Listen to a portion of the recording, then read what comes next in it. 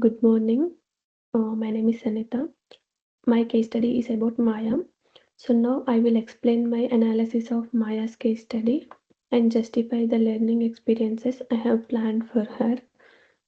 Coming to Maya's case study, Maya is a 3 years and 6 months old hearing child of deaf parents. She attends an inclusive early childhood center 3 days a week. Maya is a bimodal bilingual child, meaning she communicates using both Auslan and spoken English.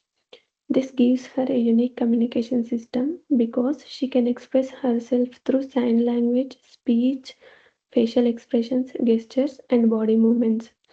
When analyzing Maya's case, I first focused on her strengths rather than her challenges.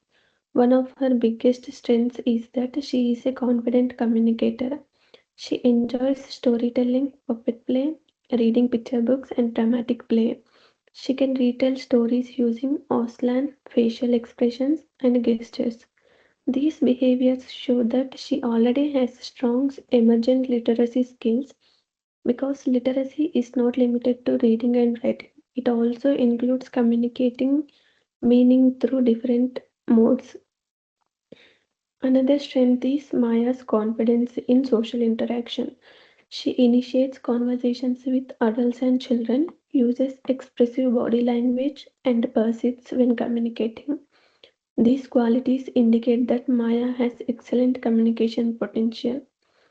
However, my analysis also identified an important challenge. Maya sometimes becomes frustrated or disengaged when other children or educators cannot understand her singing. Although some educators know basic Auslan, it is not enough to fully support her communication.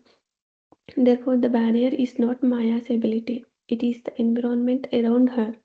Instead of seeing Maya as needing to change, I considered how educators can create a more inclusive learning environment.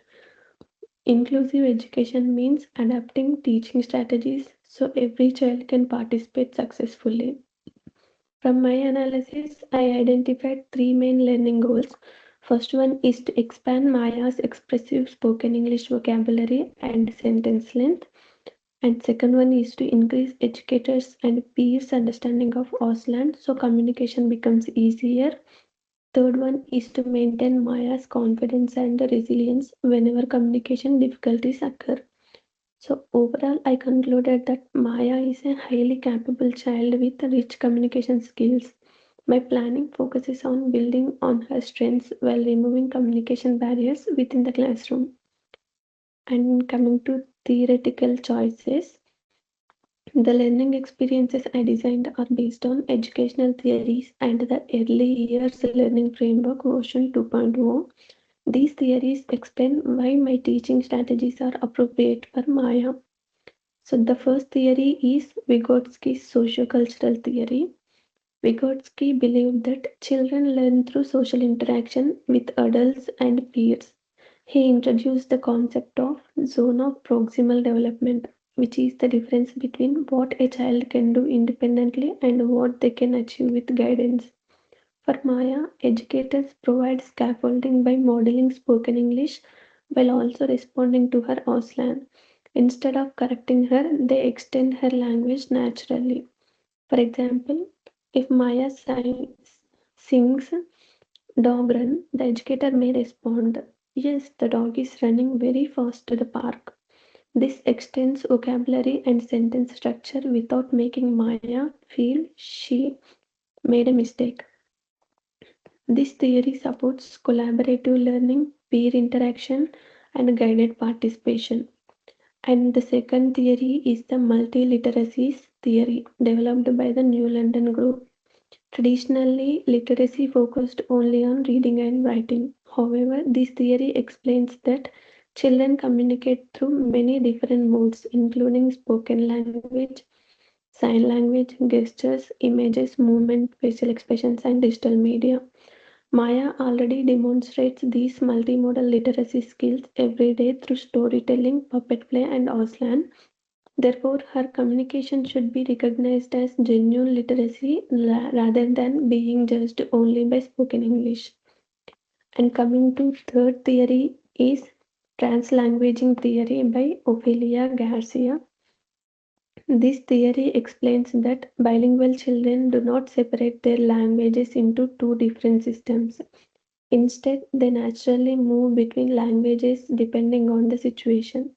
Maya sings with her parents but uses spoken English when appropriate. She combines both languages to communicate effectively.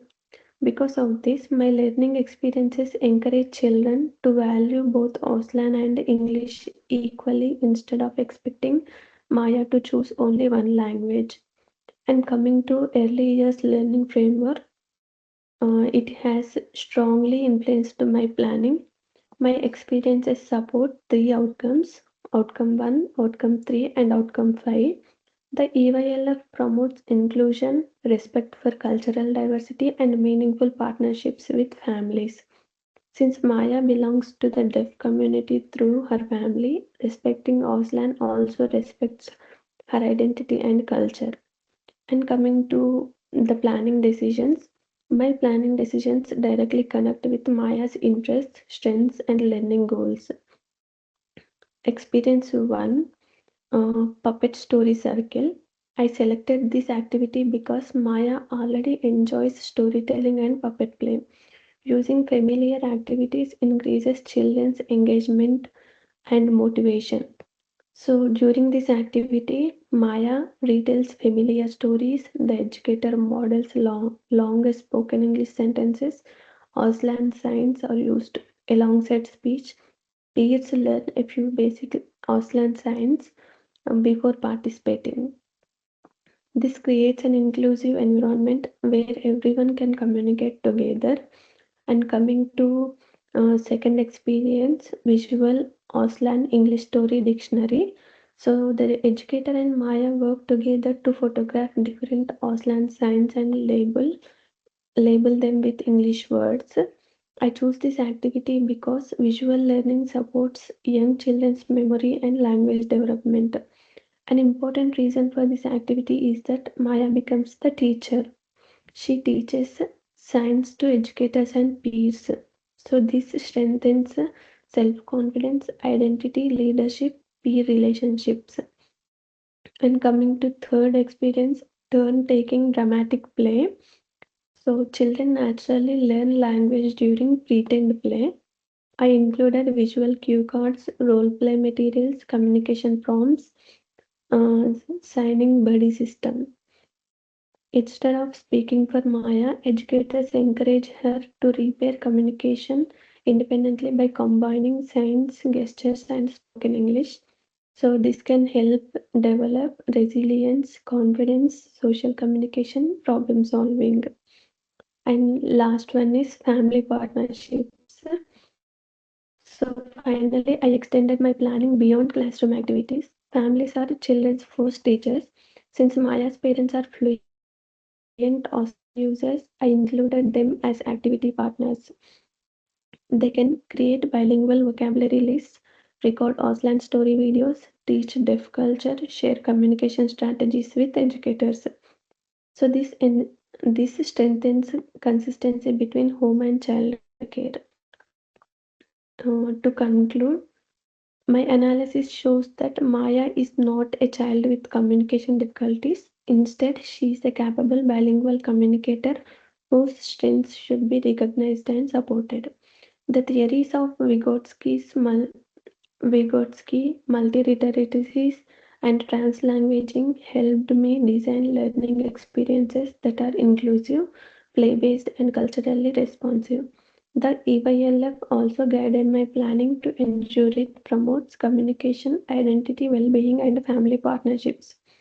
Overall, these learning experiences help Maya strengthen her spoken English while continuing to value Auslan as an important part of her identity. They also encourage educators and peers to share responsibility for communication, creating an inclusive environment where every child feels respected, understood, and able to participate fully. Thank you.